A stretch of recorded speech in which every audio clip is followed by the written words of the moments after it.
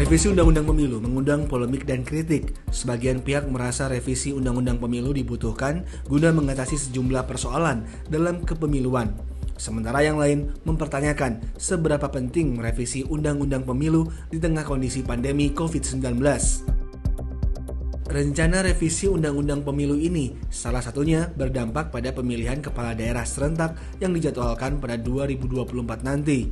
Suara fraksi di DPR pun terbelah, termasuk dalam koalisi parpol pendukung pemerintah.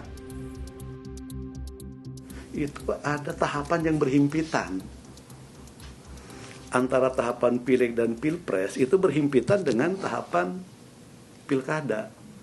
Ketika pungut hitung pileg pilpres April, di saat yang sama tahapan pilkada sudah mulai.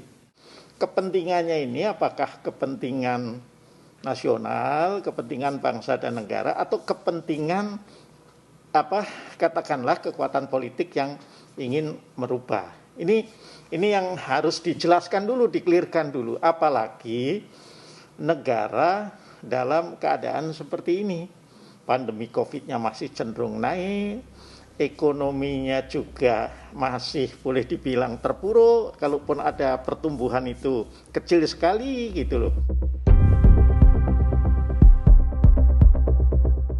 Kita potensial menghadapi kekacauan elektoral.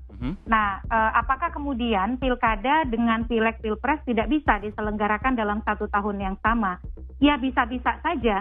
Nah, tetapi secara prosedural bisa dilakukan, tetapi secara substansi dan upaya kita untuk tujuan kita menyelenggarakan pemilu dan pilkada itu bisa terdistorsi. Kita memiliki pengalaman yang masih lekat dalam ingatan kita, pemilu 2019, betapa beratnya beban yang harus ditanggung oleh penyelenggara pemilihan menyelenggarakan pemilu 5 kotak sekaligus.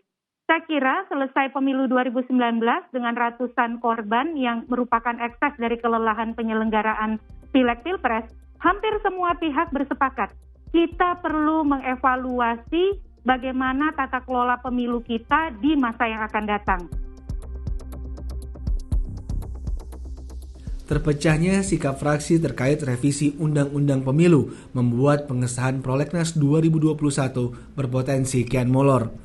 Padahal tak sedikit RUU dalam Prolegnas yang penting untuk segera disahkan karena menyangkut kepentingan publik, seperti RUU penghapusan kekerasan seksual, RUU perlindungan data pribadi, dan RUU tentang perubahan atas Undang-Undang Nomor 24 Tahun 2007 tentang penanggulangan bencana.